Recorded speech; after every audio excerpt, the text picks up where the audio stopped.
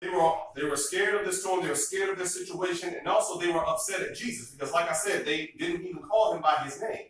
But not only did they not call him by his name, they actually questioned his character, because by saying teacher, this teacher that has shown them so many miracles and so many marvelous things, this teacher who has done so much for them over the time since meeting him, they said, "Do you not care that we are perishing?" Now, mind you, in the midst of a storm, in the midst of a rough patch, they're asking God, "Do you care?" And then if they were here today in 2018, they would say, "Jesus, do you even give a..." All right. Y'all know what word I want. Y'all know what word we want to use at times when it seems like God doesn't care about what we're going through. That's what we do sometimes, because sometimes we get mad at God. Have any of us ever been mad at God before? We look at a situation, I ain't gonna lie to you, some of us don't have the nerve to get mad at God like that, or at least admit it. Because when things are not going the way that we want them to, we pray to God, we pray to God, we pray to God, it seems like he's asleep in the stern, not answering, not caring about what we got going on. It tends to make us a little upset. So they're sitting up here questioning God's character, asking, "Do you even care at all?" Because, when things get bad for us, we question God's love for us. We question his character. But remember something right now. Remember, the boat's not that big. So when they see the storm and they're getting afraid and everything like that, they start to wonder, you know what? Storm's going crazy. We know this man has done marvelous things before. We know his power. Let's go down to the stern and get to him. But since the boat's not that big, they never had to go that far to get to him. Okay. Which should tell you something, that whenever we're going through any type of storm at all, always remember that Jesus is right there, right within arm's length. Because one thing that I had to understand, especially as I got older, is that Jesus being in our lives, Jesus being in my life, actually does not exclude me or keep me immune from trouble, from real life. Because I know, especially as a church boy, we would come to worship. We have a good time. We're singing, we're praying, we're just praising God and having fun, lifting him up and everything. But after we leave church, some of us got to go back to real life. And being a Christian doesn't mean that you don't experience trouble. And just because we experience trouble doesn't mean that God has forgotten about it. Because I remember what he said to Moses in Exodus 3:7, when he says, "I have seen and I've heard the cry of my people in Egypt. I've seen their affliction and I have heard their cries." These people who are in anguish, who are calling out to me, I've heard them. I've heard them. And one thing I love about Scripture is that it has something in it that is relevant for every situation, because Psalms 30:5 never became so real to me until I got older and experienced real life as an adult, because it says simply, and we've heard this our whole lives, that weeping may tarry for a night, but joy comes when? In the morning.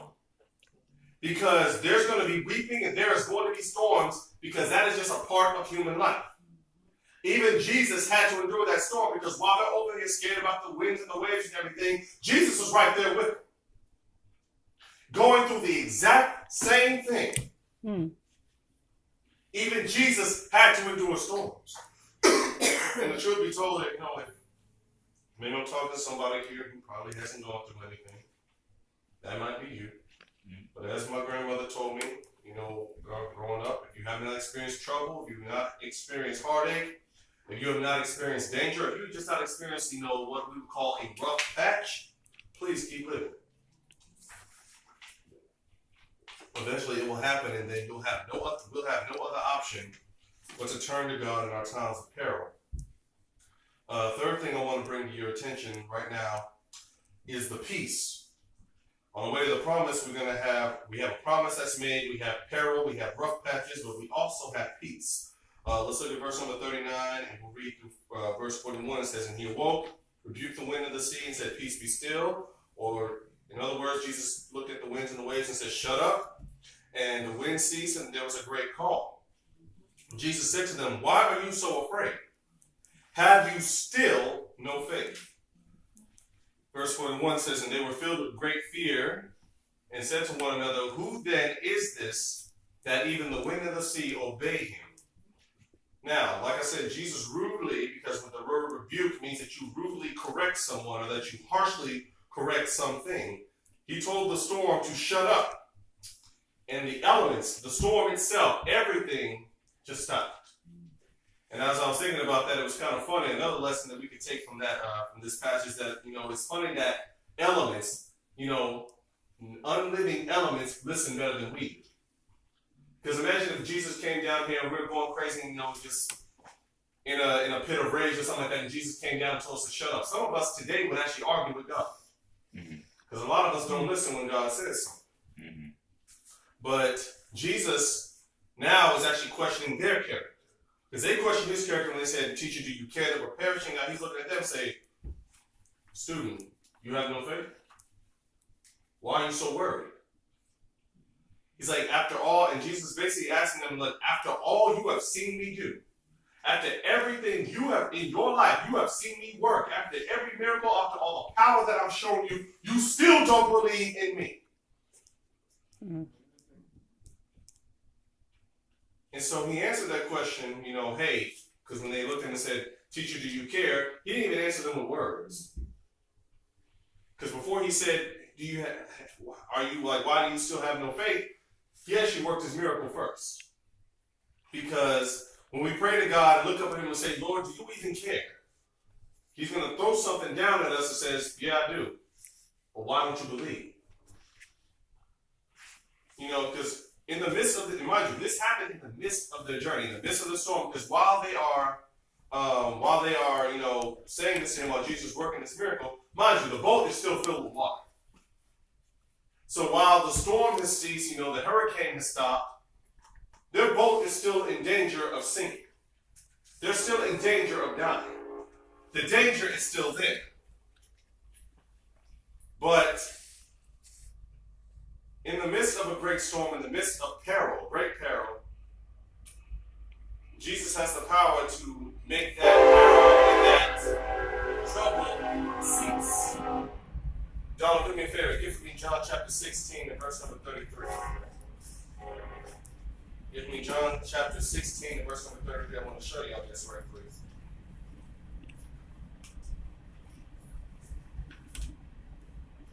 American Standard, verse 33, chapter 16. "These things have I spoken unto you, that in me ye may have peace. In the world ye have tribulation, but be of good cheer, I have overcome the world." Understand something. Jesus will turn our greatest peril into our greatest peace. Because I'm going to tell you right now, if anyone here was ever been on a cruise, been on a ship before, I'm going to tell you the truth. If you go out there on the ship, what you're going to see waves, bouncing around and just doing what they do, even when it's not a hurricane going on. When Jesus said, "Peace be still," other gospels will say that the ocean was like glass. That's how flat it lay. There has never been any peace like that ever in the world since then. That's the type of peace God will give us. Because he has the power to make peace in our troubled world, even when he doesn't answer us instantly. Because I love what 1 Peter 5 and 10 says, that after you suffer a little while, the God of all grace will himself restore, confirm, strengthen, and establish you. Because Jesus isn't always going to come when we walk into, but Jesus is always on time. Last point I want to make, in verse number 5, chapter 5 and verse number 1, which is very important. Once again, I call this point the promise. Because the first point I made was the promise that was made. This is the promise revealed and delivered. Because in verse number 5, chapter 5 and verse number 1, it says, "They came to the other side of the sea." Just like Jesus had promised. They came to the other side. Which basically means they made it. They arrived, and after everything they've been through, in a small boat full of water that should have sunk a long time ago, they still made it. Because when they got out of the boat, they got, to the country of the Gerasenes. Mind you, these men were soaking wet. Their hair was all over the place because, you know, the winds were going crazy. So yeah, they basically look like what they've been through. These men look terrible. But they still made it. And I'm willing to wager that they looked back at that boat and said, oh my goodness, we made it through all of that. And now mind you, they look like what they've been through, and the boat, of course, was still full of water. And any boat that is full of water, especially back in those days when they don't have, you know, pumps or anything like that to get the water out, the boat was going to take a while to unfill. And I look at that and I think about the fact that when we have been brought through something, when God has brought us through a process to our promise, it's going to be a while before the pain of that process, you know, subsides. Some people, the pain is never going to subside. We're never going to forget what we just went through. Because I want to bet those men are going to go out for the rest of their lives. They're going to remember they were in the midst of a hurricane that should have destroyed them. But God himself calmed everything down and allowed them to make it to where they had prayed for. He may never let us forget the pain. He may never let us forget the process to the promise. But remembering what God brought us through increases our faith for the next storm that's coming. Because mind you, while they made it through that, there was going to be another challenge that came. James chapter 1 talks about counting it all joy when we fall into trials of various kinds, because the trials that we go through is going to increase our faith. Because there's no trial that we can go through down here that God cannot bring us through. We'll never forget what we've been through. And the truth be told, it's going to hurt for a while. But please rest assured that God is always going to carry us to our promise. And he'll make sure that we get there at the right time. Because I believe that God is just so good to the point where I refuse to believe that God is going to leave me in a broken state. That's not who God is. That's not his character. And truth be told, just remember these words. The storm, for anyone who might be going through a rough patch right now, the storm is not greater than the God who put you in it. It never has been. The storm is never greater than the God who put you in it.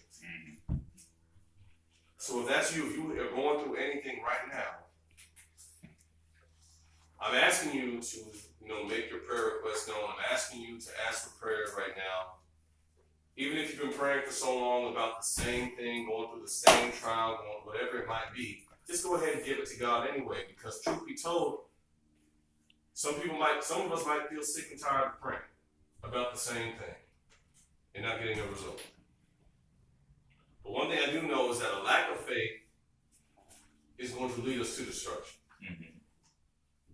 Because I remember when Peter had to walk out to Jesus on the ocean and everything, his lack of faith is what caused him to start drowning.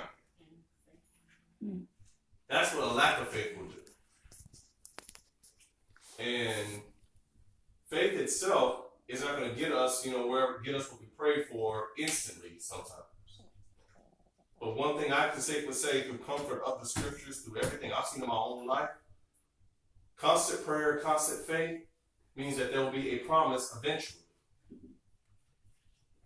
But if you're at the point where you're just tired of waiting, you're tired of,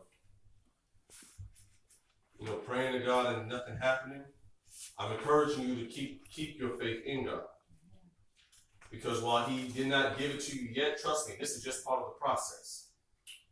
If you have not gotten it yet, God is still preparing, still working things out. The best thing we can do right now is just be still. That's probably what someone needs to pray for. That's what I have to pray for. I have to pray for stillness, because we move when God is still working things out, because all things still work together for the good of those who love the Lord. We move when God doesn't want us to, we prolong the process. Because God is still in the process of working things out for us. So if that is you, I urge you to make your request known as we stand and as we sing the song of invitation. Just stand.